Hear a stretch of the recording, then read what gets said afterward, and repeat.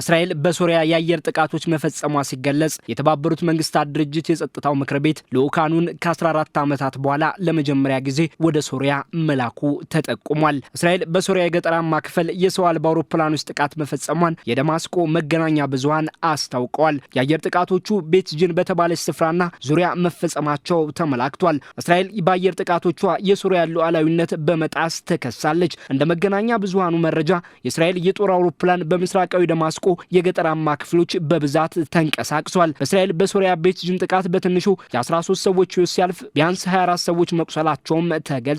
እስራኤል የቁጥጥር ተሽከርካሪዎች በሶሪያ ሩዊና መንደሮች መታየታቸውም ተጠቁሟል። እስራኤል በመንደሮቹ 2 ጃማ ኢስላሚያ የተሰኘ የሊባኖስ ታጣቂ ቡድን አባላትን ለመያዝ በመንደሮቹ መንቀሳቀሷን ገልጻለች። የእስራኤል ጦር 2 የታጣቂ ቡድኑ አባላት በእስራኤል ጥቃት ለመፈጸም አቅደው እንደነበር አስታውቋል። ግጭት በመፈጠሩ 6 የእስራኤል ወታደሮች ሲቆስሉ 2ቱም የታጣቂ ቡድን አባላት መያያዛቸውንም ጦሩ ገልጿል። የሶሪያ የውጭ ጉዳይ ሚኒስቴርም በእስራኤል ጥቃት ሴቶችና ህጻናት ሳይቀሩ ህይወታቸው ማለፉን አስታውቋል። የእስራኤል መከላከያ በመንደሮቹ ያለውን የፊት ለፊት የውጊያ ተንቀሳቃሽ ምስል ይፋ ያደረገ ሲሆን የሶሪያ የውጭ ጉዳይ ሚኒስቴር የመንደሮቹ ነዋሪዎች ከእስራኤል ወታደሮች ጋር መዋጋታቸውን ገልጿል። የሶሪያ መንግስት መረጃ እንደሚያመላክተው ከ24 መጨረሻ ጀምሮ እስራኤል ከ1000 የሚልቁ የአየር ጥቃቶችን በሶሪያ ፈጽማለች። ከ400 በላይ የሚሆኑት በደቡባዊ ግዛቶቿ ላይ የተፈጸሙ መሆናቸውም ይገለጻል።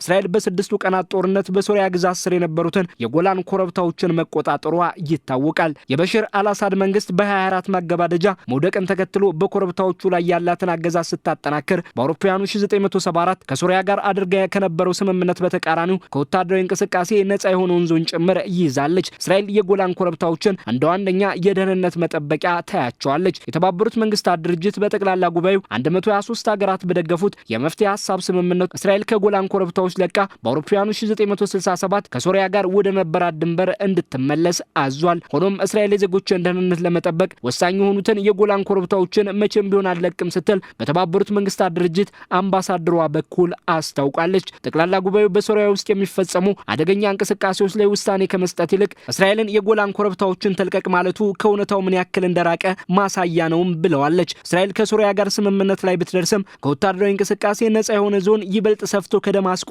እስከ ጀበል አልሼክ እንዲደርስ ፍላጎት እንዳላት ይመላከታል። በቅርቡ ከሶሪያ አስተዳደር ጋር ያላቸውን ወዳጅነት ማጠናከር የጀመሩት የአሜሪካው ፕሬዝዳንት ዶናልድ ትራምፕ እስራኤልና ሶሪያ ግንኙነታቸውን እንዲያሻሽሉ እንደሚፈልጉ ቢገልጹም የእስራኤሉ ጠቅላይ ሚኒስትር ኔታንያሁ በበኩላቸው ከሶሪያ ጋር ስምምነት የሚደረገው ከወታደራዊ እንቅስቃሴ ነጻ የሆነው ዞን ከደማስቆ እስከ ጀበል አልሼክ እንዲሆን የሀገሪቱ ባለስልጣናት ከተስማሙ መሆኑን ገልጸዋል። በሀገራቱ መካከል የሚደረጉ የደህንነት ስምምነት ምክክሮች ለወራት ቢቀጥሉም ብዙም ውጤት የተገኘባቸው አልሆኑም። ሶሪያ በይፋ ለእስራኤል እውቅና አልሰጠችም።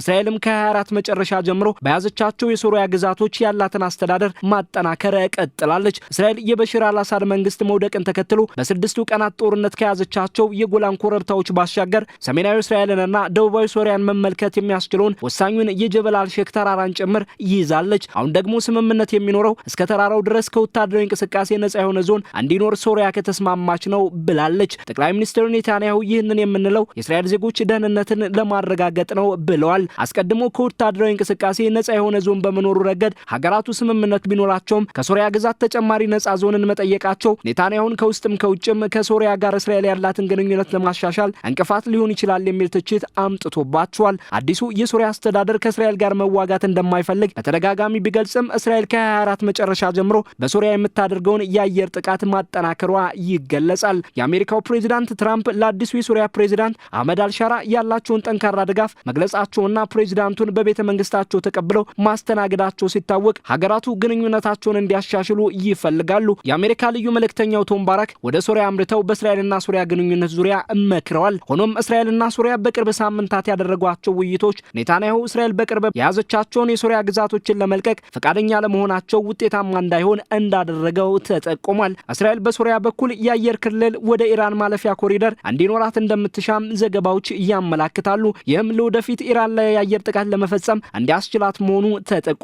እስራኤል በደቡባዊ ሶሪያ ያለውን የኃይል መሳሳት ለደህንነቷ ስጋት አድርጋ ትመለከተዋለች። በዚህም በአካባቢው ያላትን ቁጥጥር ማጠናከሯን መቀጠሏ ይመላከታል። የተባበሩት መንግስታት ድርጅት የጸጥታው ምክር ቤትም ከ14 ዓመታት በኋላ ለመጀመሪያ ጊዜ ልኡካኑን ወደ ሶሪያ ልኳል። ልኡካኑ በበሽር አልአሳድ መንግስት በጦርነት የወደሙ አካባቢዎችን መጎብኘቱም ተገልጿል። ከሀገሪቱ ፕሬዝዳንት አህመድ አልሻራ ጋርም መማከራቸው ተጠቁሟል። የሶሪያ የውጭ ጉዳይ ሚኒስቴር ቢሮ ይኸው ጉብኝት የበሽር አልአሳድ መንግስት ከወደቀ በኋላ ሶሪያን እንደገና ለመገንባት ሉዓላዊነቷን ለማጠናከርና የተረጋጋች እንድትሆን የዓለም አቀፉ ማህበረሰብ ለአዲሲቱ ሶሪያ ያለውን ድጋፍ የሚያሳይ ብሎታል። የአሳድ መንግስት ለ25 ዓመታት ሶሪያን ከመራ በኋላ ባሳለፍነው 24 መጨረሻ በሽር አልአሳድ ወደ ሶሪያ ከተሰደዱ በኋላ ከ25 መጀመሪያ ጀምሮ ባልሻራ በሚመራ በሽግግር መንግስት እየተመራች ትገኛለች። አዲሱ አስተዳደር ከአሜሪካ ጋር ያለው ግንኙነት የተሻለ መሆኑን ቢያሳይም ከእስራኤል በኩል የአየር ጥቃት በሶሪያ መፈጸሙ አልቀረለትም። ከአሳድ መንግስት መውደቅ በኋላ ሀገራት ሶሪያውያን ስደተኞች ወደ ሀገራቸው እንዲመለሱ